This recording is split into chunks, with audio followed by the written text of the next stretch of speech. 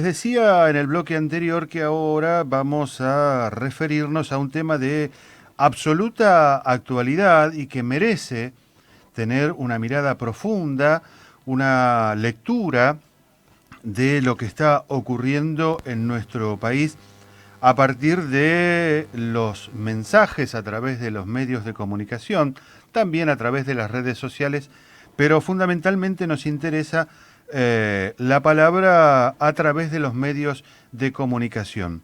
Roberto Samar, que es licenciado en Comunicación Social, especialista en Comunicación y Cultura y además docente de la Universidad Nacional de Río Negro, escribió dos libros llamados El medio es la violencia.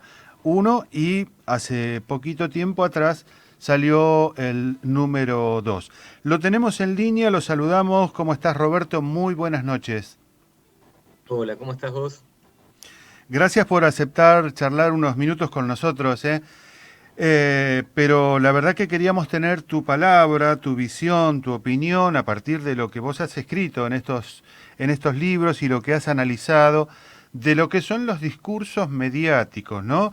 No podemos negar que en nuestro país tenemos medios dominantes, que son los que tienen o acaparan la mayor cantidad de opinión pública y que forman además opinión pública. Bueno, ¿cómo analizás vos eh, lo que se transmite a través de estos medios y cómo reacciona la sociedad? Sí, si analizamos los discursos que circulan en los medios, digo, en base a distintos trabajos, un trabajo que usamos mucho en el libro como referencia es el trabajo que hace la Defensoría del Público. La Defensoría del Público, que es el organismo nacional que se creó en el marco de la Ley de Servicios de Comunicación Audiovisual, hace, por ejemplo, un monitoreo de los noticieros de la Ciudad de Buenos Aires que generalmente son los que terminan teniendo incidencia en las grandes agendas que vamos a ir consumiendo en las provincias, ¿no? Ujú. Y, por ejemplo, ahí lo que da cuenta, ahí podemos ir viendo cómo hay una mirada ideológica también en esa construcción de esa agenda informativa.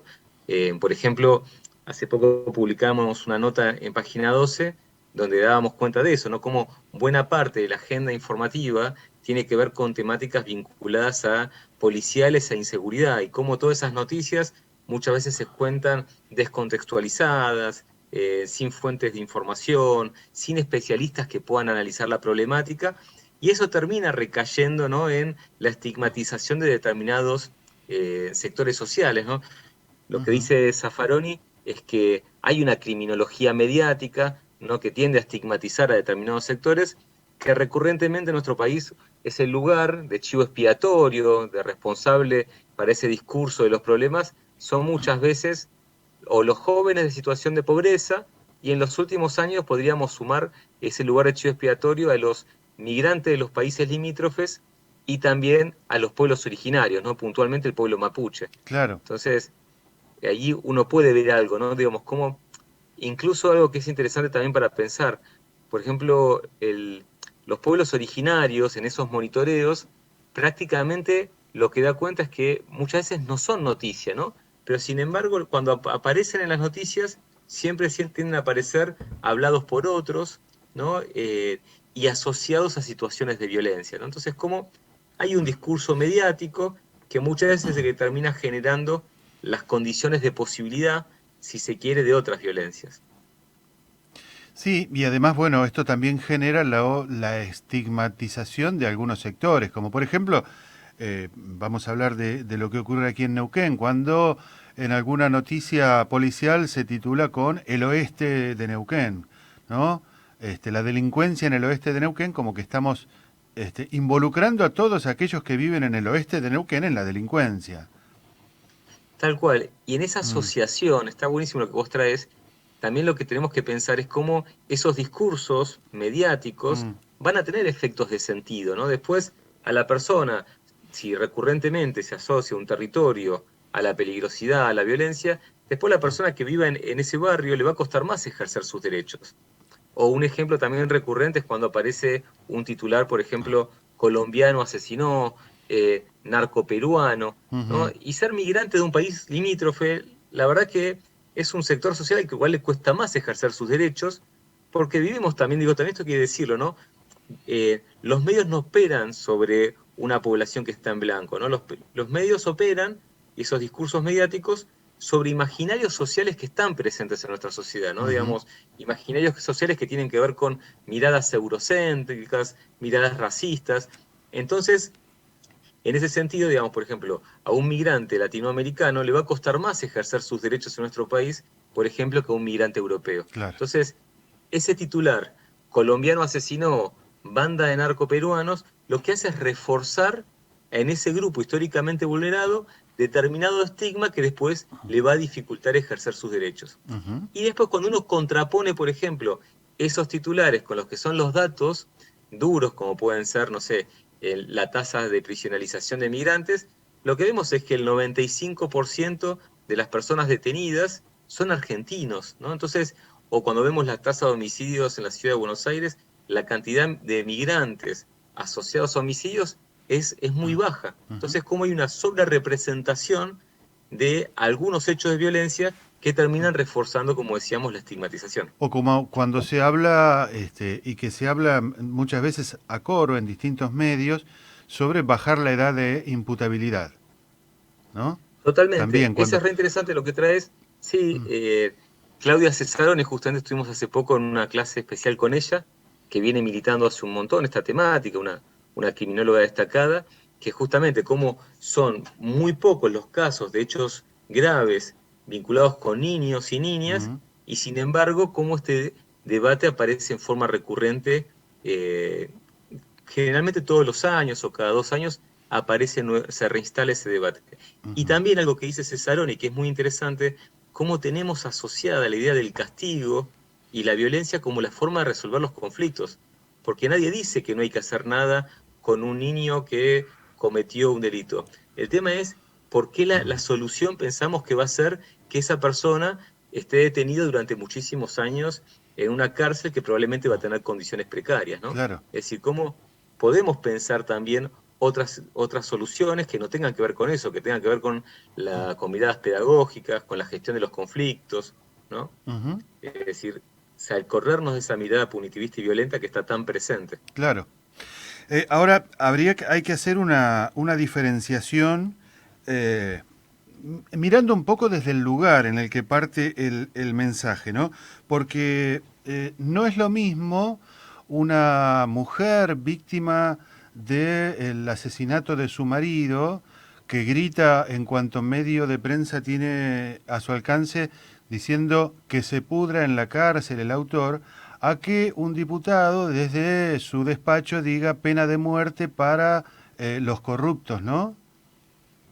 Totalmente, sí, sí, Ujú. hay claramente una legitimación, hay distintos niveles de responsabilidad, en el ejemplo que vos estás dando está muy claro, ¿no? Digamos, una cosa es una persona que está atravesando un duelo, ¿no? Ujú. También a veces hay una utilización mediática de esas personas, ¿no? Sí, Digamos, fue claramente emblemático, ¿no? El caso Bloomberg, ¿no? De claro, que se cómo él modificaron leyes estaba que no sirvieron para nada. tal Ah, cual, rompiendo la lógica de nuestra normativa, ¿no? mm, Digamos, pensando claramente en esta lógica punitivista del aumento de las detenciones como una solución y en realidad no, muchas veces las raíces de los delitos son raíces más complejas, que no se resuelven. Digamos, nadie sale a cometer un delito mirando cuántos años le va a cometer, tienen que, digamos, en el sistema penal, ¿no? sí. Digamos, muchas veces pasa por otro lado. Y hay distintos niveles de responsabilidad, claramente, como vos lo señalabas.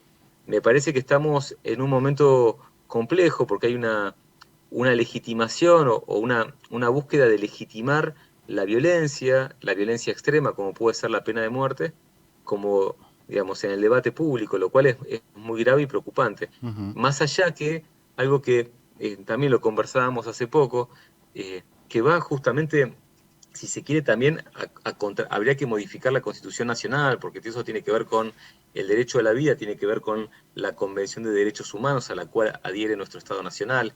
Es decir, es instalar un falso debate, pero empezar a instalar la idea de la violencia como la forma extrema de resolver los Ujú. conflictos sin contextualizarlo aparte. Porque entre paréntesis, los estados que tienen pena de muerte tienen tasas de violencia más elevadas. sí, Dentro de Estados Unidos incluso, los estados que tienen, también hay estudios comparativos, los estados que tienen pena de muerte también tienen, no solo los estados nacionales, sino los estados al interior de Estados Unidos que tienen pena de muerte tienen tasas de violencia más elevadas de que los que no tienen pena de muerte. Es decir, pensar que esa violencia extrema por parte del Estado puede resolvernos los conflictos es un engaño, por un lado, y además es, bueno, obviamente es ir en contra de lo que establece nuestro marco legal, normativo, ¿no? claro. Roberto, hay una frase que un sector de la prensa ha adoptado y la utiliza diariamente y otro sector de la prensa que la niega y la oculta. Y es la frase discursos de odio. Es decir, discursos de odio que están hoy proviniendo de un sector político claramente definido en nuestro país. ¿Vos crees que esos discursos, estamos hablando del diputado Francisco Sánchez, estamos hablando de López Murphy, que cuando dijo son ellos o nosotros, obviamente eso es una clara incitación, ¿no? Son o ellos o yo, o me matás vos o te mato yo. ¿Eso ha incidido, calado en la sociedad como para que ocurran hechos como el del el jueves pasado con la vicepresidenta?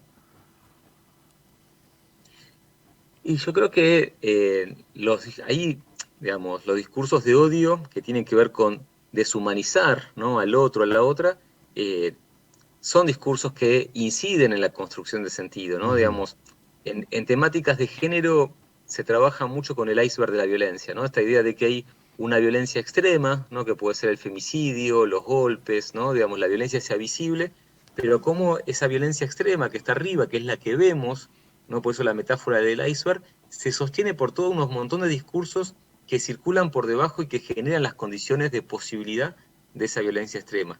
Obviamente no hay una relación lineal, ¿no?, digamos, entre el discurso de López Murphy y el intento de asesinato a la vicepresidenta.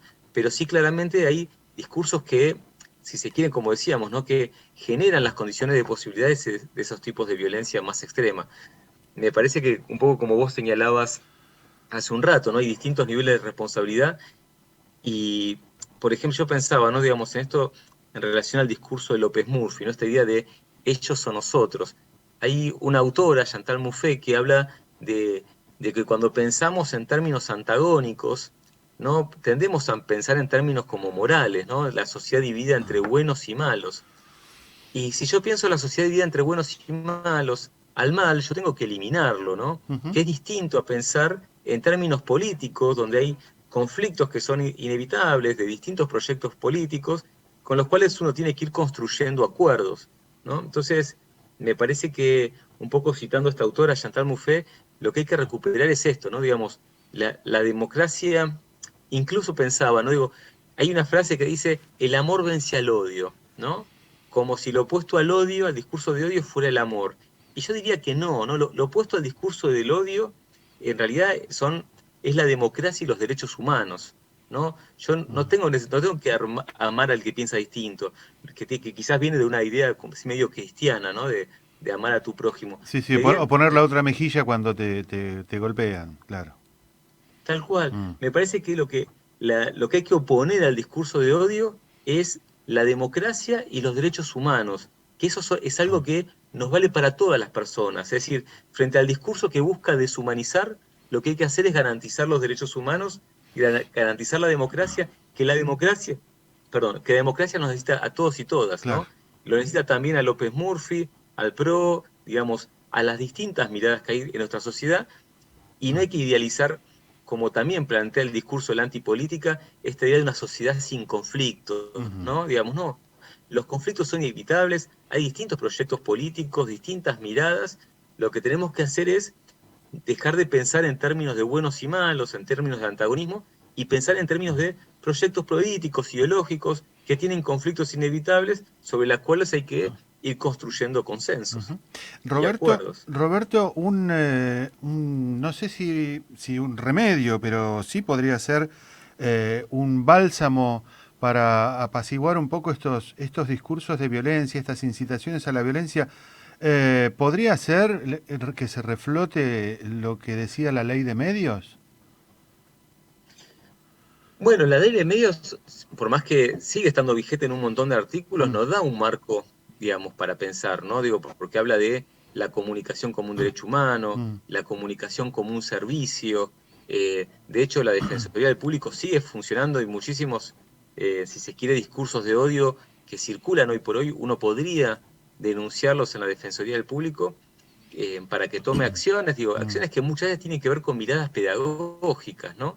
Entonces sí, me parece que claramente hay un lugar ahí donde el Estado tiene que estar presente, intentar, digamos, poner en tensión, si se quiere, por un lado estos grandes grupos que ocupan posiciones dominantes, pero también como un garante de esto, de perspectiva de derechos, ¿no? Que no Ujú. tiene que ver muchas veces con la censura para nada, ¿no? Digamos, como intenta hacerse creer.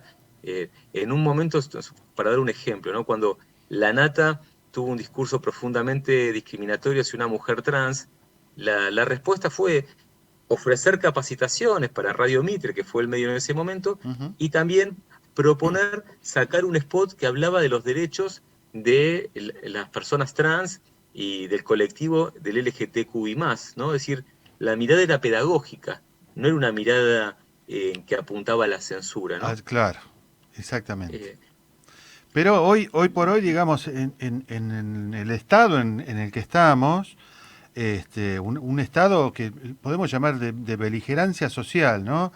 Eh, Están los que dicen, bueno, si yo pido la pena de muerte para la vicepresidenta es una opinión.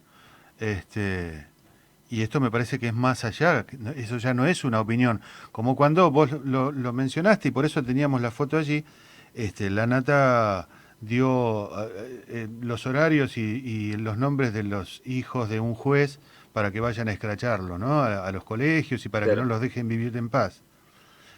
Bueno, Exceden el marco de la opinión, de la libertad de expresión.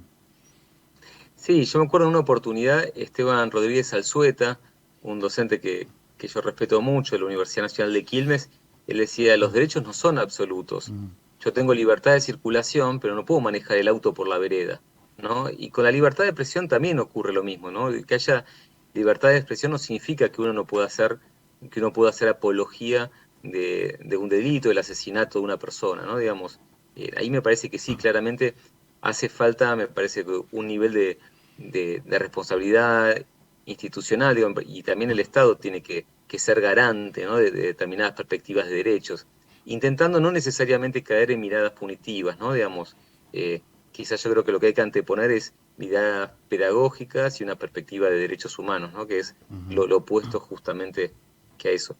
Lo complejo, si me permites agregar, del contexto actual, me parece que las llamadas redes sociales, que en realidad son empresas que manejan plataformas digitales, que responden también a determinados intereses económicos, donde han censurado cuentas cuando tenían determinadas perspectivas, pero la lógica comunicacional de esas redes muchas veces termina primando, ¿no?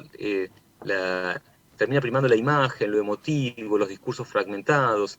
La misma lógica del algoritmo hace que terminemos compartiendo, ¿no? Lo que tiene más que ver con lo impactante, y muchas veces lo impactante son justamente operaciones mediáticas, que es decir, lo que se conoce como noticias falsas, ¿no? Ujú. Entonces, eso me parece que agrega un montón de complejidad al fenómeno, porque lo que está primando, que algunas autoras en realidad sostienen que también parte de esta grieta no tiene que ver con un fenómeno local, ¿no? Lo que llamamos la grieta, sino tiene que ver con la lógica también del algoritmo, donde nosotros vamos compartiendo contenidos y a partir de lo que va captando el algoritmo en nuestros perfiles, nos empieza a mostrar determinados contenidos que tienen que ver ya con nuestras perspectivas, ¿no? Entonces, muchas veces esas redes terminan fortaleciendo puntos de vista que son antagónicos, ¿no? Como lo que prima y se destaca es más lo que tiene que ver con lo emotivo,